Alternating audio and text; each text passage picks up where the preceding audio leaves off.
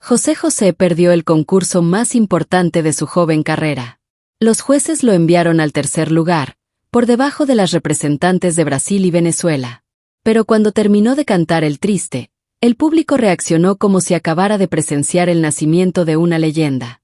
Aquella noche demostró que un artista puede perder el premio y, aún así, convertirse en el verdadero ganador. El 15 de marzo de 1970, José José subió al escenario del Teatro Ferrocarrilero de la Ciudad de México. Tenía 22 años y cargaba con una canción que exigía mucho más que una voz afinada. El Triste comenzaba con aparente serenidad, avanzaba entre frases largas y terminaba obligando al intérprete a sostener notas que podían exhibir cualquier debilidad. Un error sería suficiente para arruinarlo frente a las cámaras. Pero José José no cometió ese error. Su interpretación en el segundo Festival de la Canción Latina terminó lanzándolo hacia una fama internacional que ningún trofeo habría podido garantizarle. ¿Cómo llegó hasta ese escenario? ¿Por qué los jueces no le dieron la victoria? Y, sobre todo, ¿qué ocurrió durante aquellos minutos para que el tercer lugar quedara olvidado, mientras su presentación sigue siendo vista más de medio siglo después? Antes de convertirse en el príncipe de la canción, se llamaba José Rómulo Sosa Ortiz.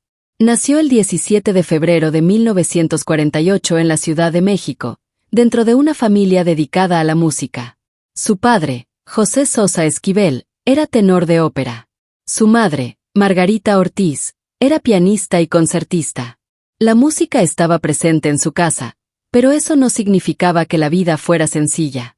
José contó que el alcoholismo de su padre provocó problemas familiares y económicos.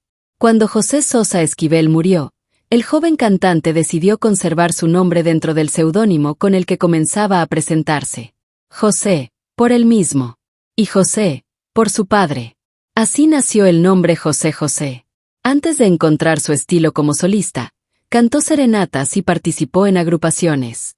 Formó parte de los PEG, un trío que interpretaba jazz y bossa nova, donde además tocaba el bajo y el contrabajo. Esa etapa le dio preparación musical, experiencia frente al público y un control que más tarde sería fundamental. Pero el jazz no lo convirtió en una figura popular. José necesitaba una canción capaz de mostrar todo lo que podía hacer con la voz. Sus primeros materiales discográficos no alcanzaron el impacto esperado. La industria todavía no sabía exactamente cómo presentarlo y el público apenas comenzaba a descubrirlo. Entonces llegó La nave del olvido, del compositor argentino Dino Ramos. La canción comenzó a abrirle espacios en la radio y representó su primer éxito importante. José José ya no era completamente desconocido cuando apareció en el Festival de 1970. Pero tampoco era todavía la figura que llegaría a vender millones de discos. La nave del olvido le había abierto una puerta. El Triste estaba a punto de derribarla. La canción fue escrita por Roberto Cantoral, uno de los compositores mexicanos más reconocidos de su generación. Cantoral no creó una balada sencilla para conseguir aplausos inmediatos.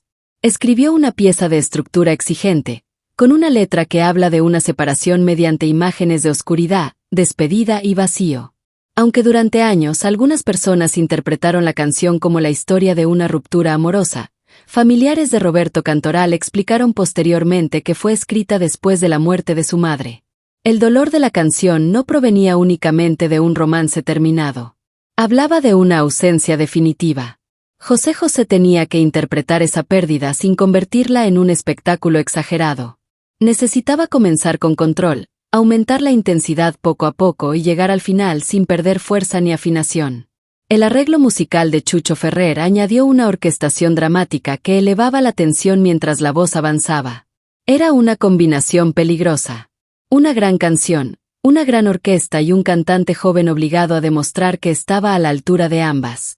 Llegó la noche del festival. El Teatro Ferrocarrilero estaba lleno y la competencia reunía intérpretes de distintos países. El evento era transmitido para una audiencia mucho mayor que la presente en el recinto. José José apareció con traje oscuro, camisa clara y una imagen muy distinta de los vestuarios llamativos que años después acompañarían a las estrellas de la balada. No necesitaba desplazarse por todo el escenario. Su riesgo estaba frente al micrófono. La orquesta comenzó y José entró con una voz contenida. No entregó toda su potencia desde la primera frase. Permitió que la canción creciera. Esa decisión fue fundamental. El espectador podía sentir que algo se estaba acumulando, aunque todavía no supiera hasta dónde llegaría. José manejó los cambios de intensidad sin romper el sentido de la letra. En lugar de demostrar capacidad vocal mediante adornos innecesarios, utilizó la técnica para contar el dolor. Cuando llegó el momento decisivo, sostuvo la nota final con una seguridad extraordinaria. No parecía estar luchando para alcanzarla. Parecía tener todavía más voz guardada. La reacción fue inmediata.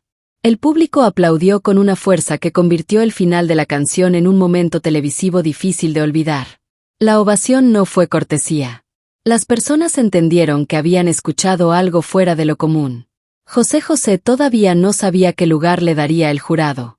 Pero ya había conseguido lo más difícil, hacer que una audiencia completa recordara su nombre. Entonces llegó la decisión oficial. El primer lugar fue para Cláudia, representante de Brasil, con Cancao de Amor e Paz. El segundo correspondió a la venezolana Mirla Castellanos por Con los brazos cruzados. José recibió el tercer puesto. El resultado provocó desacuerdo entre buena parte del público mexicano, que esperaba verlo ganar después de la reacción conseguida con El Triste. La calificación parecía contradictoria.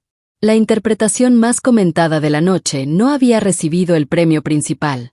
Pero un concurso evalúa mediante reglas, jurados y puntuaciones que no siempre coinciden con la respuesta popular. Cada canción representa un conjunto distinto de composición, interpretación y preferencias. Afirmar que existió un fraude sin pruebas sería falso. Lo comprobable es que los jueces eligieron otras canciones y que el público convirtió a José en el protagonista que la clasificación no reflejaba. ¿A quién pertenecía entonces la verdadera victoria? ¿Al artista que recibió el trofeo o al cantante que salió del teatro con miles de nuevos admiradores? La respuesta comenzó a aparecer inmediatamente después. La presentación circuló, la canción ganó fuerza y el nombre de José empezó a escucharse fuera de México. La televisión había mostrado algo que un disco no podía revelar por completo. El público no solo escuchó su voz, vio su concentración, la manera en que contenía la emoción y el control con el que llegó a la última nota. La imagen quedó unida a la canción. El Triste se convirtió en el momento que definía al joven intérprete. A partir de entonces, cualquier persona que dudara de su capacidad podía mirar aquella presentación. José no necesitaba explicar por qué merecía una carrera. Ya lo había demostrado. La derrota también produjo una historia perfecta para los medios y para la memoria popular. Un joven ofrece la actuación más recordada, recibe el tercer lugar y sale convertido en estrella. El resultado oficial le añadió una injusticia aparente que hizo todavía más poderosa la narración. Si hubiera ganado, la noche habría sido importante. Al perder, se volvió legendaria. Pero tampoco sería correcto afirmar que una sola canción construyó toda su carrera. El festival le dio exposición y confirmó su talento. Después tuvo que grabar nuevos discos, elegir repertorio, sostener presentaciones y responder a expectativas cada vez mayores. El público que quedó sorprendido por El Triste esperaba volver a escuchar esa misma calidad. José respondió durante los años 70 con canciones como De pueblo en pueblo, Hasta que vuelvas, Gavilán o Paloma y Almohada. Su voz combinaba potencia con fragilidad. Podía iniciar una frase con aparente calma y terminarla en un punto de desesperación sin dejar de controlar la melodía. Esa característica lo volvió ideal para interpretar historias de amores difíciles, despedidas y hombres incapaces de ocultar lo que sentían. La balada romántica encontró en él una voz que no parecía observar el sufrimiento desde lejos. Lo vivía dentro de cada canción. Ahora piensa en lo ocurrido aquella noche. Tú puedes prepararte durante años, ofrecer el mejor trabajo de tu vida y aún así escuchar que otros ocuparon los primeros lugares. ¿Te marcharías convencido de haber fracasado, o comprenderías que la reacción del público podía valer más que la decisión de un jurado? Déjame tu opinión en los comentarios. Y suscríbete a esta comunidad si disfrutas descubrir los momentos exactos en que una carrera cambió para siempre. Con el crecimiento de su fama apareció también el apodo que lo acompañaría durante décadas: el príncipe de la canción. José se convirtió en una de las voces más importantes de la música romántica en español. Su repertorio llegó a numerosos países y sus interpretaciones fueron imitadas por cantantes profesionales, participantes de concursos y admiradores que descubrían rápidamente la dificultad de reproducirlas. El Triste ocupó un lugar especial. No era solamente uno de sus éxitos. Era su prueba definitiva. Con el paso de los años, la voz de José José cambió por problemas de salud y por los daños asociados con sus adicciones. Algunas notas que en 1970 parecían naturales comenzaron a resultar imposibles. Eso hizo que la grabación del festival adquiriera un significado todavía mayor. Conservaba intacto al joven cantante en el momento exacto en que su instrumento estaba listo, su técnica respondía y el mundo apenas comenzaba a conocerlo. José José interpretó El Triste muchas veces después, pero aquella primera presentación pública quedó como referencia. No porque fuera perfecta en un sentido frío, sino porque reunía algo que no podía fabricarse, un cantante consciente de que estaba frente a la oportunidad capaz de cambiar su vida. Todavía no era el príncipe. Todavía no sabía cuántos discos vendería. Tampoco podía imaginar las crisis personales, las enfermedades y los conflictos familiares que acompañarían su futuro. Durante aquellos minutos solo tenía una canción. Y debía cantarla como si no existiera una segunda oportunidad. Eso fue exactamente lo que hizo. El festival terminó con otros nombres en los primeros lugares, pero el tiempo reorganizó el resultado. Claudia obtuvo legítimamente la victoria oficial. Mirla Castellanos quedó en segundo lugar. José José fue tercero. Esa clasificación pertenece a la historia del concurso. La huella cultural siguió otro camino. Décadas después, millones de personas continúan viendo la interpretación, reaccionando a la nota final y preguntándose cómo pudo perder. El trofeo reconoció una noche. El Triste construyó una leyenda. Por eso, José José no necesitó cambiar el resultado ni reclamar una corona que los jueces habían entregado a otra participante. Su premio apareció después, en los discos vendidos, en los escenarios llenos y en las generaciones que aprendieron a reconocer su voz desde la primera frase. Aquella noche no ganó el festival. Ganó el derecho a no volver a ser ignorado. Gracias por compartir estos minutos. Pero el artista que consiguió unir a millones de personas con una canción terminó protagonizando, después de su muerte, una despedida que dividió a su propia familia. Sus hijos mayores viajaron a Miami sin saber con certeza dónde estaba el cuerpo de su padre. Durante varios días, las preguntas reemplazaron al duelo.